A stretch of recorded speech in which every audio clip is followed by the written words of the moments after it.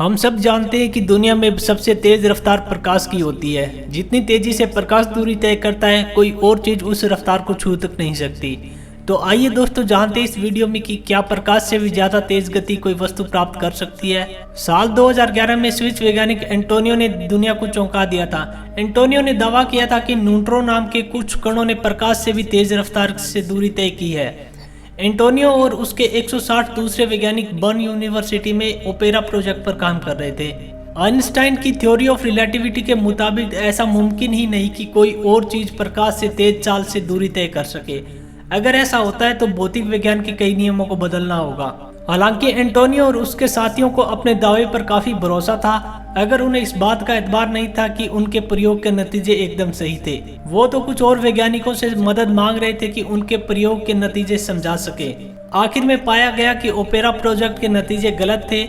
एक तार में गड़बड़ी की वजह से एंटोनियो और उसके साथियों के प्रयोग के नतीजे गलत आए थे। इसलिए वैज्ञानिकों को लगा था कि न्यूट्रॉन ने प्रकाश से ज्यादा रफ्तार हासिल कर ली है। ये प्रयोग महीनों बाद बंद हुआ। हालांकि बहुत से लोगों ने कहा कि इस तरह के मुश्किल प्रयोगों में ऐसी गलतियां हो ही जाती है। फिर भी जब इसके नतीजों के गलत होने की बात सामने आई तो एंटोनियो को इस्तीफा देना पड़ा। सवाल ये है कि किसी चीज के प्रकाश से तेज चलने के दावे में इतनी बड़ी बात क्यों? क्या वाकई कोई ऐसी चीज नहीं जो प्रकाश से ज्यादा तेज रफ्तार से चल सके? वैक्यूम में प्रकाश की रफ्तार 2,99,792.458 किलोमीटर प्रति सेकंड होती है। ये बहुत ही तेज है, करीब 3 लाख किलोमीटर प्रति सेकंड। सूरज धरती से करीब 15 करोड़ किलोमीटर दूर है। अगर सूरज की रोशनी को धरती तक पहुंचने में सिर्फ 8 मिनट और 20 सेकंड लगते हैं। क्या इंसान की बनाई गई कोई ऐसी चीज है जो इस रफ्तार से चल सके? इंसान की बनाई गई सबसे तेज रफ्तार मशीन न्यू होराइजन स्पेसक्राफ्ट है।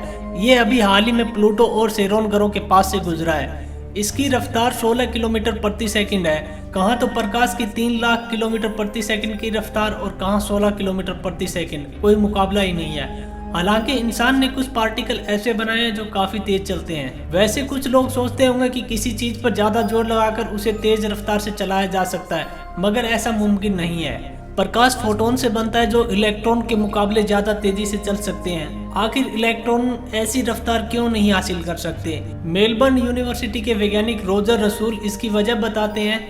वे कहते हैं कि जैसे जैसे कोई चीज रफ्तार पकड़ती है तो वो भारी हो जाती है, इसलिए उसका प्रकाश की रफ्तार हासिल कर पाना संभव नहीं है। वही फोटोन का कोई वजन नहीं होता। अगर इसमें कोई वजन होता तो इसका भी 3 लाख किलोमीटर प्रति सेकंड की रफ्तार से चल पाना मुश्किल नहीं होता। फोटोन्स की एक और खूबी होती है, इन्हें चलने के लिए रफ्तार पैदा करने की जरूरत नहीं होती। जैसे ही फोटोन बनते हैं वैसे ही वो टॉप स्पीड पकड़ लेते हैं। वैसे प्रकाश तो ऊर्जा है, मगर ये फोटोन से बनी हुई ऊर्जा है। कई बार ये भी औसत रफ्तार से कम गति से चलती है। वैसे इंटरनेट के इंजीनियर ने दावा किया है कि ऑप्टिकल फाइबर में प्रकाश की रफ्तार से डेटा चलता है, मगर ये सच है कि ऑप्टिकल फाइबर में प्रकाश की रफ्तार 40% तक कम हो जाती है। प्रकाश के फोटोन तो उसी स्पीड से चलते हैं, मगर शीशे से निकलने वाले फोटोन प्रकाश की रफ्तार को कम कर देते हैं। फिर भी औसतन प्रकाश की रफ्तार 3 लाख किलोमीटर प्रति सेकंड होती है। हम ऐसी कोई भी चीज नहीं बना सके हैं जो इस स्पीड के करीब पहुंच सके। सवाल ये है कि आखिर ये क्यों जरूरी है कि प्रकाश की रफ्तार इतनी ही तेज है और वे सबसे तेज चलने वाली चीज है? इसके पीछे वैज्ञानिक एल्बर्ट आइंस्टाइन की थ्योरी ऑफ रिलेटिविटी है। आप चाहे कहीं भी रहे, किसी भी रफ्तार से चले, प्रकाश की रफ्तार वहीं रहेगी। वैसे कुछ प्रयोगों में प्रकाश की रफ्तार में फर्क साबित किया गया है, फिर भी आइंस्टाइन की थ्योरी पर भरोसा करना ही बेहतर है। वजह यह है कि प्रकाश का अपना कोई वजन नहीं होता, तो इस पर किसी भारी चीज का वजन का असर भी नहीं होता। इस नियम के कुछ अपवाद भले ही हो, लेकिन हमारा ब्रह्मांड इसी बुनियादी नियम पर आधारित है जो कहता है कि प्रकाश सबसे तेज रफ्तार है। अब उन अपवादों की बात करें जो इस थ्योरी को चुनौती देते हैं। पहली बात तो ये कि भले ही अब तक कोई चीज प्रकाश से तेज स्पीड नहीं पकड़ सकी हो, लेकिन ये मानना गलत है कि ऐसा मुमकिन ही नहीं है। कुछ खास हालात में ऐसा भी हो सकता है। आकाशगंगा को ही ले लें, इसमें कई ब्रह्मांड है जो एक दूसरे से दूर हो रहे हैं। इसकी रफ्तार रोशनी से भी तेज है। इसी तरह दो वैज्ञानिक अलग अलग फोटोन की रफ्तार नाप रहे हो तो दोनों के नतीजे कमाबेश एक ही आएंगे। इन नतीजों का मिलान वो प्रकाश की रफ्तार से भी तेज गति से कर सकते हैं।